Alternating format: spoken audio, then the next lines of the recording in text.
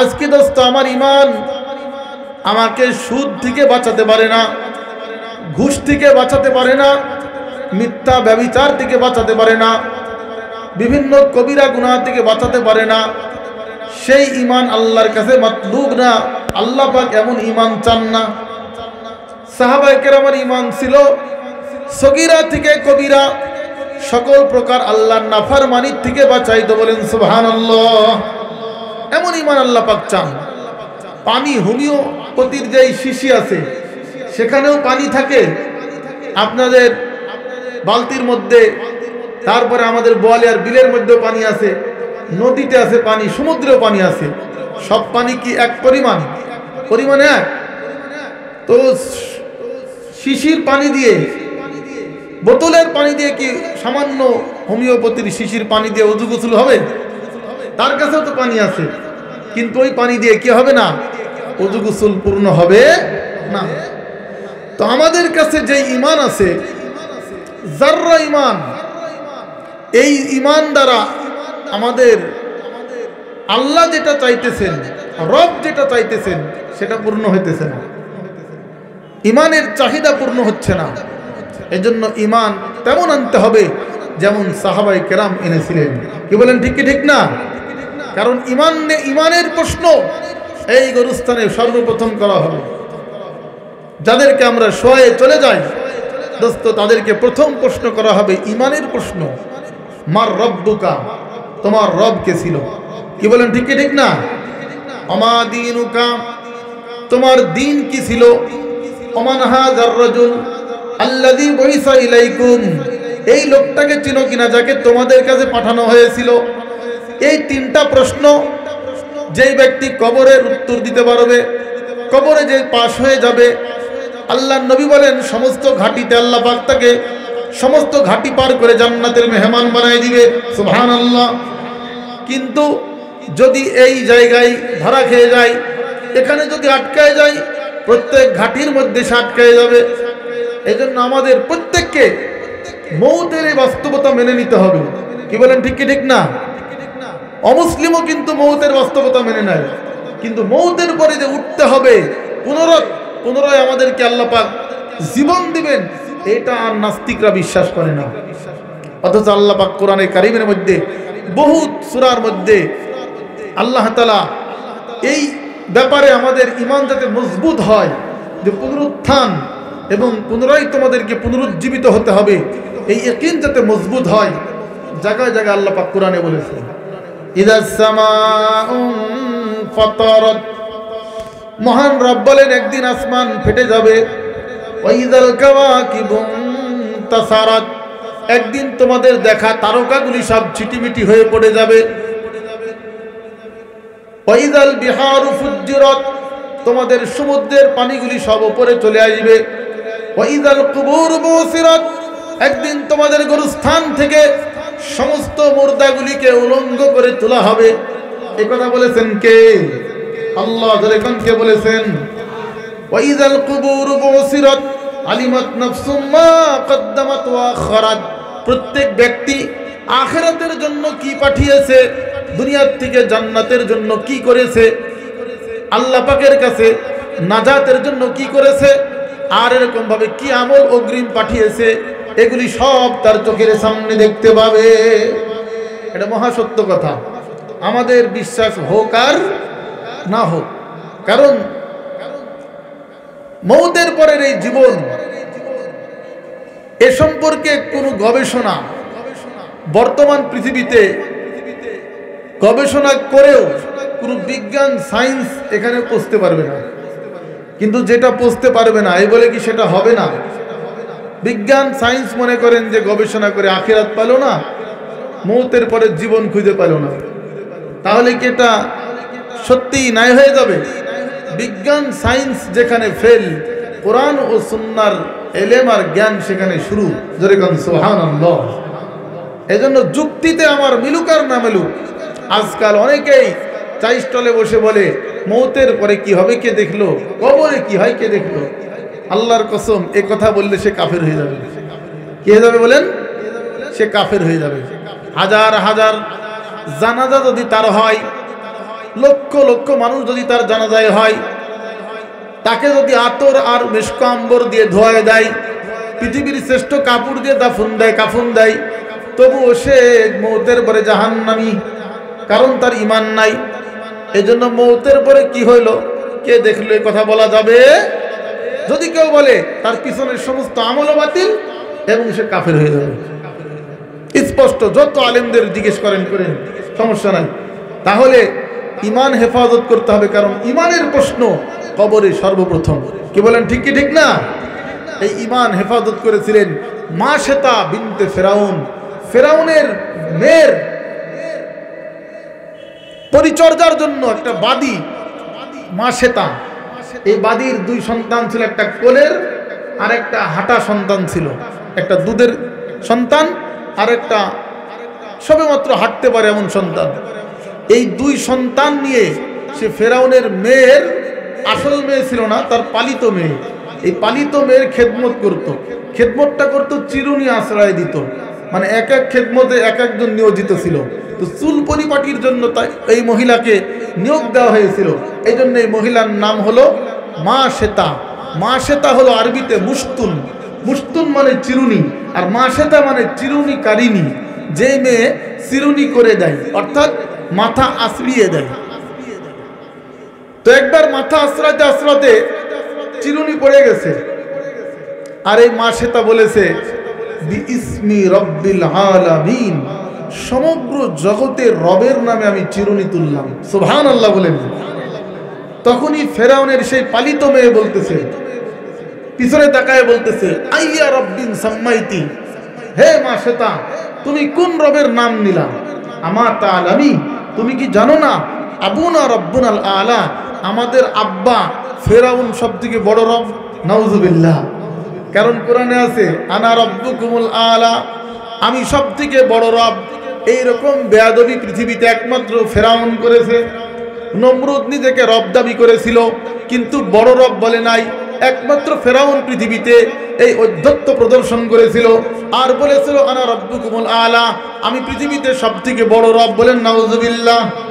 ফেরাউনের মেয়ে বলছে, হে মাশেতা, তুমি কি জানো না আমাদের আব্বাই তো বড় রব, তুমি আবার কোন রবের নাম নিলা? সঙ্গে সঙ্গে মাশেতার ঈমান চাঙ্গা হয়ে গেছে। মাশেতা বলতেছে, হে হে ফেরাউনের কন্যা, শুনে রাখো, আমি আমার রবের নাম নিয়েছি আল্লাযী খালাকানি সাম্মাইতু রব্বি, আমি এই প্রভুর নাম করেছি আল্লাযী খালাকানি, যিনি আমাকে সৃষ্টি করেছেন। খালাকাকি, তোমাকে সৃষ্টি করেছেন। খালাকা আবাকি, তোমার আব্বাকেও বানাইছেন। ও খালাকাল আলামিন, সমগ্র জগৎকে বানাইছে। বলেন সুবহানাল্লাহ। আমি সেই রবের নাম করেছি। তখনই ফেরাউনের মেয়ে বলছে, আমি তোমার এই সংবাদ আমার পিতাকে দিয়ে দিব। যে বলছে, ইয়া আবাতা, হে আব্বাজান, আখবারাতনি মাশেতা, মাশেতা আমাকে খবর দিয়েছে আন্না লাহা রব্বাহা, তার নাকি এক রব আছে, আল্লাযী খালাকাহা, যে তাকেও বানাইছে, খালাকানি, আমাকেও বানাইছে, খালাকাকা, তোমাকেও নাকি বানাইছে, খালাকাল আলামিন, সমগ্র জগৎ নাকি তিনি একাই বানাইছেন। আল্লাহু আকবার। তো ঈমান আরো চাঙ্গা হয়ে গেছে।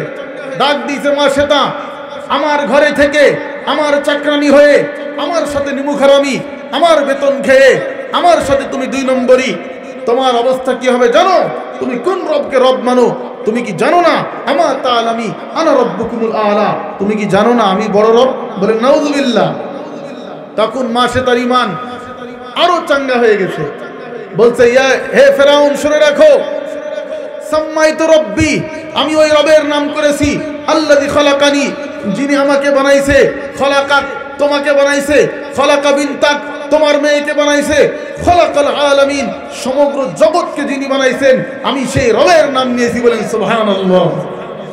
তখনই ফেরাউন বলছে, তুমি আমাকে বাদ দিয়ে অন্যকে রব মানো, আর আমার ঘরে তুমি নিরাপদ থাকবে, এটা বুঝলে কেমনি? তুমি আমার ক্ষমতা চিনো? মাশেতা বলছে, তোমার আর কতটুকু ক্ষমতা? বর্তমানে 2-4 ডিগ্রিওয়ালার পিছনে মানুষ ঘুরে ঘুরে, কি ঘুরে না? অথচ আল্লাহর নবী বলতেছেন, ইন্না লিল্লাহি 99 ইসমান, তোমাদের মহান রবের 99 ডিগ্রি আছে, 99 নাম আছে। মান আহসাহা দাখালাল জান্নাহ, তোমার ওই ডিগ্রিগুলি শুধু মুখস্থ করলে তোমার রবের নামগুলি ক্ষমতাগুলি যদি মুখস্থ করো, এই সিফাতগুলি যদি শুধু আয়ত্ত করো, তবেই তুমি একদিন না একদিন কনফার্ম জান্নাতি হবে। বলেন সুবহানাল্লাহ। এই নামগুলি আজকে আমরা শিখতে পারি না।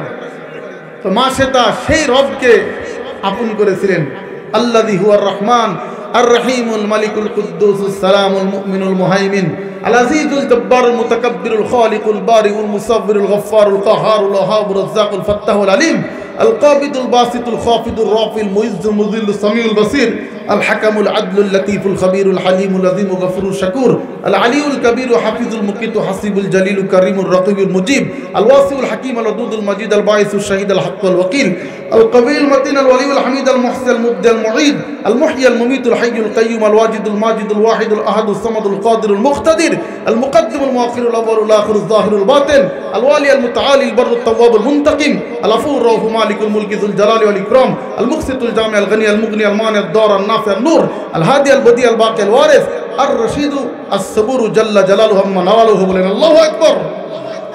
এই রবকে আমি রব স্বীকার করেছি, তুমি তো কোনো রবই না। বলেন সুবহানাল্লাহ। ফেরাউন বলতেছে তোমার পরিণতি কি হবে জানো? ডেকচিতে তেল আনা হলো, ফুটন্ত তেলের মধ্যে এই মাশেতার দুধের বাচ্চা, কোলের বাচ্চার মধ্য থেকে একটা বাচ্চা ফেলে দেওয়া হলো, বাচ্চাটা ভুনা হয়ে গেছে, মাশেতা কাঁদতেছে। ফেরাউন বলতেছে এখনো রবকে ছাড়ো, আমাকে ধরো, তোমার বাচ্চাও বাঁচবে, আরেকটি বাচ্চা বাঁচবে, তুমিও বাঁচবে।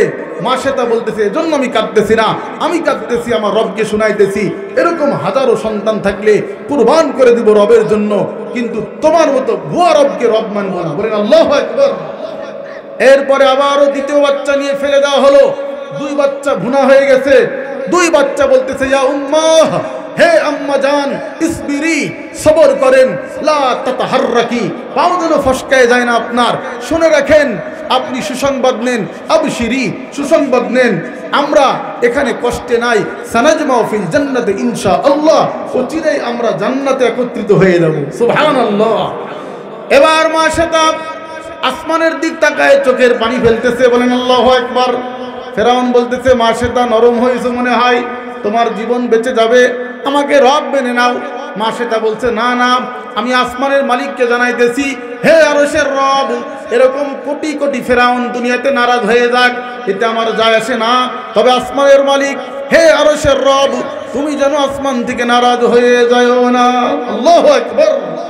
এইভাবে তার ঈমান যখন চাঙ্গা, তখন ফেরাউন বলছে মৃত্যুর আগে কোনো আশা থাকলে বলো, পূর্ণ করা হবে। মাশেতা বলছে তেমন কোনো আশা নাই, তবে তামান্না দিলের এতটুকু, তোমার ইচ্ছা হলে পূর্ণ করো, আমি এবং আমার দুই সন্তানের হাড্ডি মাংস চর্বি ছাই যাই থাকুক না কেন, এটা বাইতুল মুকাদ্দাসের পাশে দাফন করে দিও। সুবহানাল্লাহ। এরপরে ফেরাউন বলল তোমার আশা পুরা করা হবে। সত্যি এই তিন জোড়ার হাড্ডি মাংস চর্বি যা ছিল, ছাই ইত্যাদি বাইতুল মুকাদ্দাসের পাশে দাফন করে দেওয়া হয়েছিল। আল্লাহর নবী মেরাজের রাতে যখন নাকি উম্মতের আলমে বরজখের গুনাহগুলি দেখতেছিলেন, গুনাহের শাস্তিগুলি আল্লাহ অবলোকন করাইছেন মেরাজের রাতে, আল্লাহর নবী বাইতুল্লাহ থেকে বাইতুল মুকাদ্দাস পর্যন্ত যে সফরটা হয়েছে, এটাকে আরবিতে বলা হয় ইসরা। ধরে কেন কি বলা হয়? ইসরা। ইসরা মানে রাতকালীন নৈশ ভ্রমণ। এই নৈশ ভ্রমণের মধ্যে আল্লাহ পাক উম্মতের গুনাহের শাস্তির কিছু স্যাম্পল এবং নমুনা দেখাই দিয়েছেন। সেই স্যাম্পল আর নমুনা দেখার মধ্যে দেখতে দেখতে শেষ পর্যায়ে মাশেতার কবরের পর্যন্ত পৌঁছাইছিলেন। বলেন সুবহানাল্লাহ। সর্বপ্রথম দেখলেন যে এক শ্রেণীর লোক বসা আছে, তাদের গাল কাটা হচ্ছে, একদিক দিয়ে গাল কাটতেছে আর একদিক দিয়ে ভালো হয়ে যাচ্ছে। আমরা যেমন আগে ছোটকালে এই যে আমাদের আতাহার নাপিত ছিল, আমরা হাটে ইটে বসে চুল কাটতাম, ওই রকম ইটের মধ্যে বসায় চুল কাটতেছে, আর সে চিৎকার দিচ্ছে, আর একদিকে কাটতেছে আর একদিকে রক্ত ঝরতেছে। জিজ্ঞেস করলেন মান হাজা? জিবরিল। এ জিবরাইল, এরা আবার কারা? এদের কেন গাল ফাড়া হচ্ছে আগুনের কেচি দিয়ে এবং চিৎকার দিচ্ছে, তারা রক্তপাত হচ্ছে? জিবরিল বললেন হুলাইকাল কাযযাবুন মিন উম্মতি ইয়া রাসূলুল্লাহ, হে আল্লাহর পয়গম্বর, এরা আপনার উম্মতের মিথ্যাবাদীর দল। বলেন নাউজুবিল্লাহ। এদেরকে কিয়ামত পর্যন্ত এভাবে গাল কাটা হবে, এভাবে কবরের জগতের শাস্তি হবে। অমি ওয়ারাইহিম বারযাখুন, এভাবে বরজকের জগতের শাস্তি হবে। আসল শাস্তি হবে কিয়ামতের পর জাহান্নামে। নাউজুবিল্লাহ। একটু সামনে গিয়ে দেখলেন আরেক দল লোক চিৎপটাং শোয়ানো, আর তাদের মাথাতে পাথর দিয়ে আঘাত করা হচ্ছে, ঘিলুপুস বের হয়ে বহুদূর ছড়িয়ে যাচ্ছে, আবার কুড়িয়ে আনতেছে, আবার সুস্থ হয়ে যাচ্ছে। বললেন ইয়া জিবরাইল মান হাওলা, এরা কারা একটু আমাকে জানাও।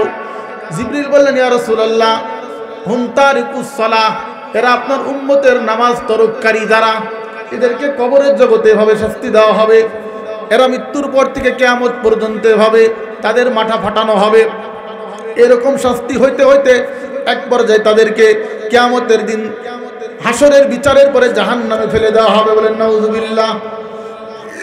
এভাবে নামাজ তরককারী কোন রিওয়ায়াতে আসছে কোরআন পড়ে যারা ভুলে যায় তাদেরকে এরকম শাস্তি দেওয়া হবে।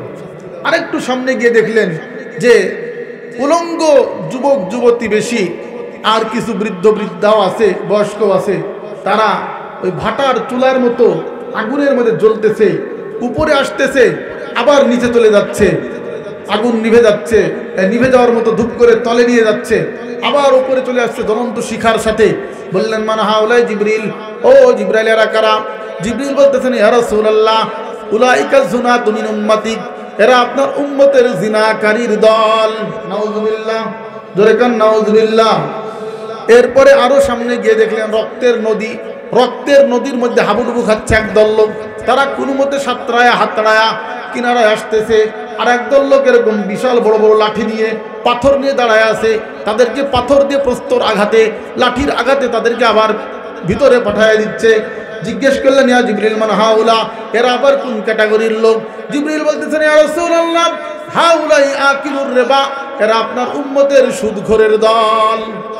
আপনার উম্মতের সুদখোর, সুদদাতা, সুদের সাক্ষী, সুদের লেখক, সুদের ঘর ভাড়া দেয়, এনজিওর কাছে ভাড়া দেয়, এনজিওর ভাড়া তুলে এনজিওর লাভ নেয়, এনজিওর পিছনে ঘুরে তলে তলে ইন্স্যুরেন্স করে, বিমা এবং বিভিন্ন লাইফ ইন্স্যুরেন্সের সাথে জড়িত, ইন্টারেস্ট খোর, ব্যাংকে টাকা রেখে ইন্টারেস্ট খায়। এদের এইভাবে কিয়ামত পর্যন্ত কবরের জগতে শাস্তি হবে। বলেন নাউজুবিল্লাহ।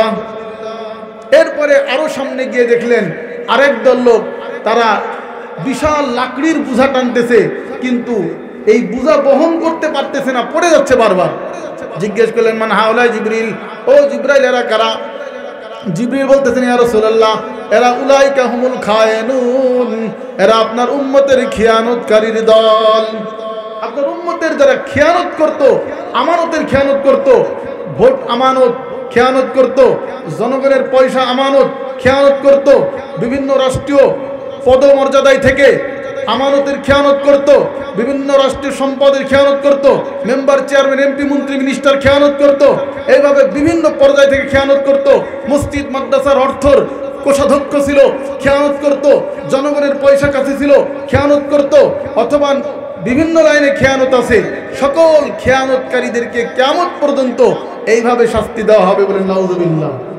আরো সামনে গেলেন, গিয়ে দেখলেন যে আরেক দল লোক, তাদের সামনে দুই রকম গোশত, একদম একদিকে কালা ভুনা সুন্দর, একদম সেন্ট আর ঘ্রাণ ছড়াইতেছে, কিন্তু ওই কালা ভুনা খাইতেছে না, গোশত সুন্দর রান্না খাইতেছে না, তারা পচা দুর্গন্ধ গোশত খাইতেছে আর বমি করতেছে।